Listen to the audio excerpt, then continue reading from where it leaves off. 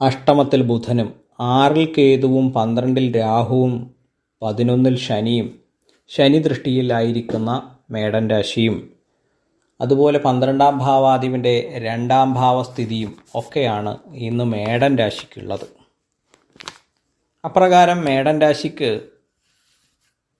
മേടൻ രാശിയിൽ ഇങ്ങനെ ഗ്രഹസ്ഥിതി ഉണ്ടാകുമ്പോൾ മേടൻ രാശി ഒരു ലഗ്നമായി കൽപ്പിച്ചാൽ മേടൻ രാശിയിൽ ഇങ്ങനെ ഗ്രഹസ്ഥിതി ഉണ്ടായാൽ പൊതുവെ 12-ലെ രാഹു വ്യയമുണ്ടാക്കും, 6-ലെ കേതു രോഗാദി അരിഷ്ടതകൾ, ചില സർജറി പോലെയുള്ള കാര്യങ്ങളൊക്കെ ഉണ്ട്. ഈ ലഗ്നാധിപൻ്റെ നീചസ്ഥിതി ഒരുതരം ശത്രുതാഭാവമാണ്. നമുക്ക് നമ്മളോട് ശത്രുത ഉണ്ടാകുന്ന പോലെ, അല്ലെങ്കിൽ പല പ്രകാരേണ നമ്മൾക്ക് പല പ്രതിസന്ധികൾ, അതിരൂക്ഷമായ പ്രതിസന്ധികൾ തരണം ചെയ്യേണ്ടി വരുന്നതായ ഒരു കാലമാണ് ഈ ലഗ്നാധിപനായിരിക്കുന്ന ചൊവ്വയുടെ നീചസ്ഥിതി കാലം.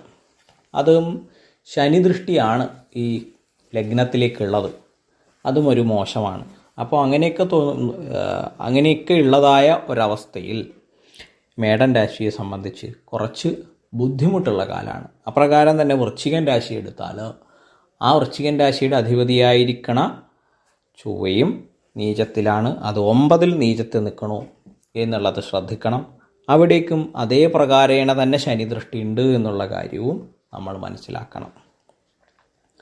അപ്പോൾ അങ്ങനെയാകുമ്പോൾ വൃശ്ചികൻ രാശിക്കും വ്യാഴദൃഷ്ടി ഉണ്ട് എന്നുള്ളതൊഴിച്ചാൽ ആ ലഗ്നാധിപൻ്റെ നീചസ്ഥിതിയും ലഗ്നത്തിലേക്കുള്ള ശനിദൃഷ്ടിയും ലഗ്നത്തിനെ ദോഷം ചെയ്യുകയാൽ ഈ വൃശ്ചികൻ രാശിക്കാർക്കും പല പ്രകാരേണ ബുദ്ധിമുട്ടുള്ളതായ കാലമാണ്. പിന്നെ അവർക്ക് 4-ൽ ശനിയാണ്, അത് ദോഷകാലമാണെന്ന് നമുക്കൊക്കെ അറിയാം, അതിൻ്റെ ബുദ്ധിമുട്ടുണ്ട്. അപ്പോൾ മേടം വൃശ്ചികൻ രാശിക്കാർക്ക് വർത്തമാനകാലം, അതായത് ചൊവ്വയുടെ ചിങ്ങൻ രാശിയിലേക്കുള്ള പകർച്ചയുള്ള കാലം വരെയും ദോഷമാണ്. നമുക്കത് പറയാതിരിക്കാൻ പറ്റില്ല. കാരണം ചൊവ്വ ചിങ്ങൻ രാശിയിലേക്ക് എത്തണം. ഇനി ചൊവ്വയ്ക്ക് വരാൻ പോകുന്നത് വീണ്ടും ഒരു വക്രമാണ് എന്നൊക്കെ നമുക്ക് അറിയാം. ആ ചൊവ്വയുടെ വക്രസ്ഥിതിയൊക്കെ കഴിഞ്ഞ് ചൊവ്വ ഈ ചിങ്ങൻ രാശിയിലേക്ക് എത്തണം. എന്നാൽ മാത്രമേ ചൊവ്വയ്ക്കൊരു നല്ല അവസ്ഥയുള്ളൂ. അത് ഇടവൻ 23-ാം തീയതി രാത്രി 1:52 ചൊവ്വ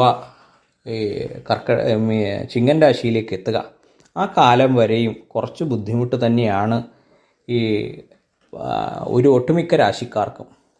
അപ്രകാരമാണെങ്കിൽ വൃശ്ചികൻ രാശിയിൽ വരുന്നതായ വിശാഖത്തിൻ്റെ അവസാനത്തെ കാൽഭാഗവും അനിഴം തൃക്കേട്ട നക്ഷത്രക്കാർക്കും വർത്തമാനകാലം കുറച്ച് ദോഷവും ദുഃഖങ്ങളും ഉള്ളതായ കാലമാണെന്ന്